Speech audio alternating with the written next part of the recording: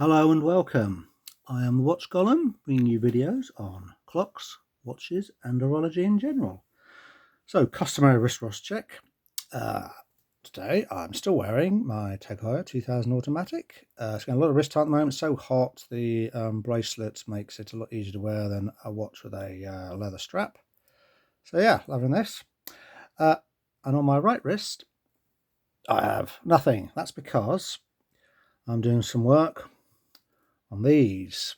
Oh yes, Seiko 6138011s. Fantastic chronograph watches, totally and utterly underrated, and probably one of the most affordable of the 6138 lines. And yes, I do have three of them. I have a couple of early ones, one that says Speed Timer and this one, and also known as the UFO or the Yacht Master. Which brings us nicely to today's watch. So I don't often see this on watch reviews, but I thought I would do it. And today we're going to look at a Rolex. But in this case, we're looking at what in the past would have been called, before the world of political correctness, a ladies' watch. And this is a Rolex.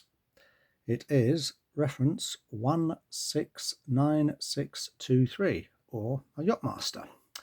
And this one is in gold and steel, and it's from approximately 2010. And as I say, you don't often see videos on this type of watch this size. And speaking of size, let's have a quick measure. Now I do find measuring these a little on the difficult side, so I'm just going to go in without the lugs, and we have 29. It probably comes in officially as 28, but 29 mil.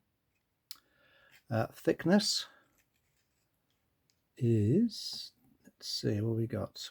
11.5. Let's do lug width. Let's do it that way. Lug width, we've got, looks like 14.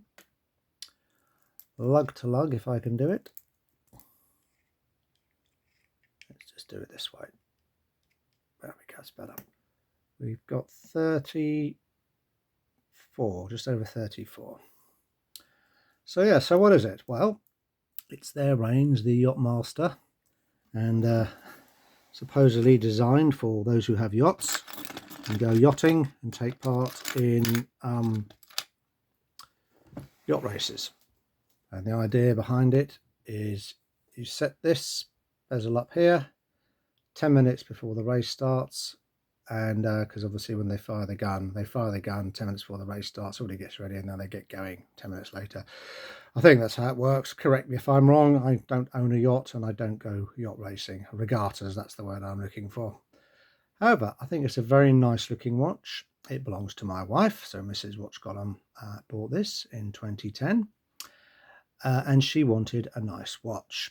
Actually, what she wanted was a Breitling. She had seen a very nice quartz thermocompensated Breitling, about £1,500, and we went watch shopping in Bond Street in the West End.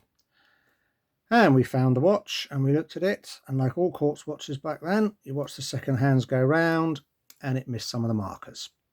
So I went to the next shop and found another one and looked at that, and that missed the markers in a different spot. And this was a real bugbear of mine with analog style quartz watches back then. Really was. All that effort, all that thermocompensated quartz accuracy, and they couldn't line the seconds up with the dial. It was either the seconds was out or the dial was out, or both. So it's feeling a bit just worn down. She was looking at through Rolex windows and she saw a Rolex Yacht Master. Now the one she saw had the gold champagne dial, and my brother had owned this watch and she'd really liked it. And she went in and had a look and she tried it on. Thought, yeah, it's not bad. I said, well, look, there's about 3 Rolex dealers along this place. Let's go and have a look at some other ones. So we went up the road and we walked into Wempe's, and they had that one, but they also had this one. They got them both out, and she thought, you know, I really like this with that white dial. I really, really like it. And I said, well, it's way above your budget, because her budget at the time was 1,500 quid. And she said, yeah, but I also want something that's a bit jewellery based, which this watch definitely is. Gold, solid gold bezel, Gold middle links on the oyster bracelet, gold inlay on the clasp. Yeah, it is, and I don't know, the hands are probably gold. So she's looking at it, and she went, how much is it? And he told him. I almost fell off my chair, so did she. But she thought about it, and she really liked it, and they had it. And it was about the same price as the one up the road. So I did something that you just don't do in a Rolex AD. I asked for a discount, and believe it or not, I got it. Yes, that's right. I got a full £50 off the price of this watch. I must be probably one of the few people in history, maybe even the only person in history, to get a discount at a Rolex authorized dealer. This is back in the days when you could walk in off the street and buy a Rolex of your choice, except maybe the Daytona. They literally were like hen's teeth. I know, I tried to buy one years ago. So yeah, and he gave us £50 off. Right, let's stick this on the Timegrapher and just see what she does. Bear with me. Now the movement in this, from what I remember, is it's similar to the 31530. Just a shrunken down version, and supposedly it's the movement, is it 312? I can't remember now. I should have looked that up before I started this video. Anyway, right, let's get this going. 52 degrees lift angle. I'll look up the name of the movement in a moment. It has just been serviced about a year and a half ago by the watch guy.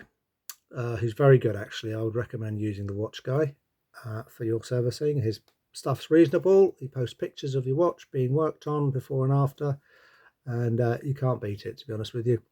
I've had a couple of watches go to him. So there we go. So this is in the dial-up position. So it's not bad. A nice strong, because the spring was replaced. Beat error's okay. I've seen better out of Rolexes. So let's do it in the crown up. Let's give it a moment. Not a lot of difference. Slight drop in amplitude. Yep. Rate barely changed. Okay. I was doing this wrong with my Timegrapher. Right. Let's put her in the 12 o'clock up. Yep. She's not bad. She's not bad at all. Very little change.